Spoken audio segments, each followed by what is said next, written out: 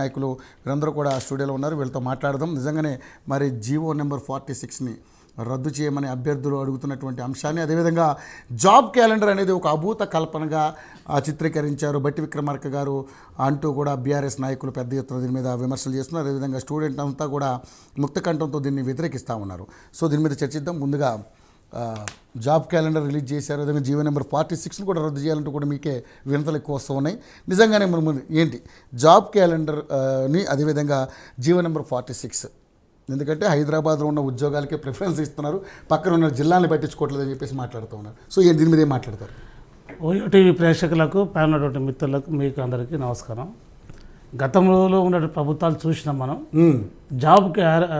జాబ్కు సంబంధించినటువంటి క్యాలెండర్ అనేది కావాలన్నటువంటి పరిస్థితులు కూడా ఏ రోజు కూడా మరి కేంద్ర ప్రభుత్వం కానీ మరి గత రాష్ట్ర ప్రభుత్వం కూడా చూపించేటువంటి దాఖలు లేవు, ఇచ్చిన దాఖలు లేవు.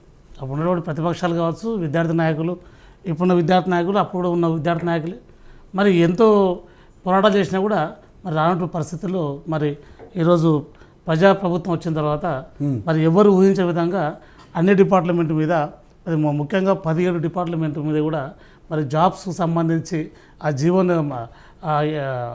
తేదీలను, వాటికి సంబంధించిన తేదీలను, టీజీఎస్పీ తేదీలను కావచ్చు, డిపార్ట్మెంట్ వైజ్ ఉన్నటువంటి తేదీలను కావచ్చు, ఆ సమయాన్ని కూడా పొడిగిస్తూ కూడా చేసేటువంటి అంశాలు మనం చూస్తూనే ఉన్నాం.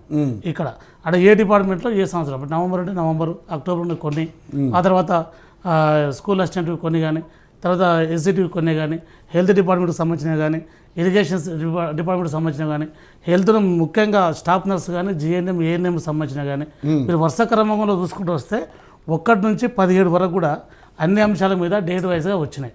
మరి దానిలో ఉన్న ఖాళీలు అనేది ఎప్పుడైతే నోటిఫికేషన్ ఇస్తావో ఆ నోటిఫికేషన్లో అప్పుడు ఏ కేటగిరీకి ఎన్ని ఉద్యోగాలు ఉన్నాయి, మరి ఏ జోన్లకి ఎన్ని ఉద్యోగాలు ఉన్నాయి అనేది మొత్తం కూడా ఆ యొక్క జీవోలో, ఆ యొక్క నోటిఫికేషన్లో వెలువడతాయి. అది కామన్. అది కానీ దాన్ని తెలిసి కూడా మళ్ళీ విద్యార్థులను, నిరుద్యోగులను పక్కదో పట్టేయడానికి కొన్ని సంఘాలు, కొన్ని పార్టీలు అట్లా చేయడం కూడా కరెక్ట్ కాదు ఆలోచన. మరి గతంలో మరి ఇలాంటి క్యాలెండర్ చేపించిన దాఖలు లేవు. కాబట్టి ఇప్పుడు ఒక ఎగ్జాంపుల్గా ఒక ఫంక్షన్ ఉందంటే ఆ ఫంక్షన్కు డేటు, సమయం రాస్తాం. అందుకని ఆ దావతలో మరి ఏమేమి ఐటమ్ ఇస్తామని రాయము పెళ్లి కార్డు మీద. పెళ్లి ఉన్నదంటే జాబ్ క్యాలెండర్ రిలీజ్ చేసినప్పుడు ఏ నోటిఫికేషన్ ఎప్పుడు ఇస్తాము, ఎన్ని ఉద్యోగాలు ఉన్నాయి, ఎన్ని నోటిఫికేషన్లు ఇస్తామని చెప్పేసి మీరే కదా సార్ చాలా సందర్భాల్లో చెప్పారు. తప్పకుండా అండి. ఇప్పుడు అదే వినండి మీరు, ఇక్కడ కన్ఫ్యూజ్ కావద్దు. ఇక్కడ కన్ఫ్యూజన్ ఆఫ్ తెలంగాణ కాదు, ఇది కన్ఫ్యూజన్ ఆఫ్ తెలంగాణ కాదు. ఇక్కడ ఏముంటుందంటే ఖచ్చితంగా నోటిఫికేషన్ వెలువడ్డప్పుడు నోటిఫికేషన్లో ఖచ్చితంగా ఏజ్ లిమిట్ సంబంధించింది కానీ, కేటగిరీకి సంబంధించింది కానీ, జోన్లకు సంబంధించింది కానీ, అదేవిధంగా క్యాస్టిఫికేషన్లో ఏ క్యాస్ట్కి ఎన్ని ఉన్నాయని కూడా వివరంగా అన్నీ ఉంటాయి. కాబట్టి దాన్ని దృష్టిలో పెట్టుకోవాలి. కానీ మనకు ముఖ్యంగా కావాల్సింది డేట్స్, సంవత్సరాలు కావాలి. ఏ సంవత్సరంలో ఏ డిపార్ట్మెంట్కు మనం చేద్దాం, ఏ ఇయర్లో ఏ డిపార్ట్మెంట్ వైజ్గా చేద్దామని ఉంటుంది. ఖాళీలు అనేది మరి కొంతమంది బీఆర్ఎస్ తీసుకున్న వాళ్ళు ఉన్నారు, కొంతమంది రిటైర్మెంట్ అయ్యే వాళ్ళు ఉన్నారు. కాబట్టి ఇవన్నీ కూడా ఆ సందర్భంలో మొత్తం వెలువడే అంశాలు ఉంటాయి. అది అన్నీ కూడా ఆన్లైనే, అన్నీ కూడా డిపార్ట్మెంట్ వైజ్గా వస్తాయి. ఒక టీజీఎస్పీ కొన్ని ఉంటాయి, హెల్త్ డిపార్ట్మెంట్లో కొన్ని ఉంటాయి, కమర్షియల్ ట్యాక్స్లో కొన్ని ఉంటాయి. ఆయా డిపార్ట్మెంట్లు వారిగా వేసుకుంటూ వచ్చే సందర్భం ఉంటాయి. అదే గ్రూప్ 2కి సంబంధించి, గ్రూప్ 1 సంబంధించి కూడా ఉన్నాయి. దాంట్లో ఒకసారి మనం చూసుకోవాలి, గమనించుకోవాలి. ముందుగానే ఎందుకు ఆరాటం, ఎందుకు కంగారు పడాలి?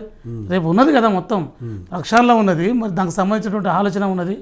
దానికి సంబంధించినటువంటి ప్రతిదీ కూడా ఉన్నతాధికారులు కావచ్చు, అదేవిధంగా ఐఏఎస్ ఆఫీసర్లు కావచ్చు, దానికి సంబంధించిన ప్రతి ఒక్క అధికారి కూడా దీనిలో స్క్రూటినీ చేసుకుని వస్తూ మరి ప్రజలకు, మరి విద్యార్థులకు, నిరుద్యోగులకు ఒక స్పష్టమైనటువంటి నోటిఫికేషన్ ఇచ్చేటువంటి అంశం ఉంటుంది. కానీ దీంతోనే అన్నీ అయిపోయింది కాదు.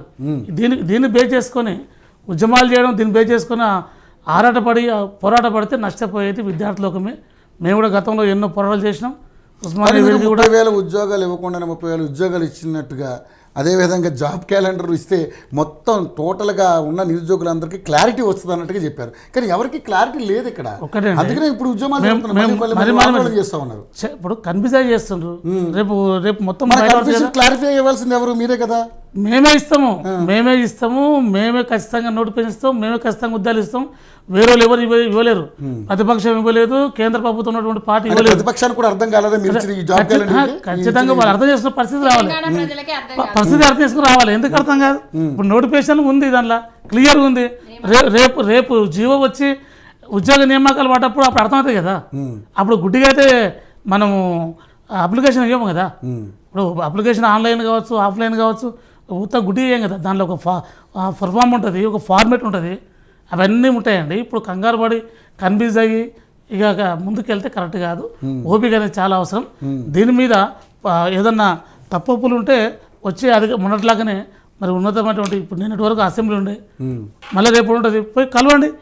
మొన్న ఏదో గ్రూప్ 2 గ్రూప్ 3 మరి వాయిదా వేయాలనేటువంటి ఒక మంచి అంశం ముందు తీసుకొస్తే ఇదే ఓయో టీవీ ద్వారా ఎన్నో డిబేట్లో మాట్లాడినాం, దాన్ని వేయగలిగినాం, చెప్పినాం, వేయగలిగినాం.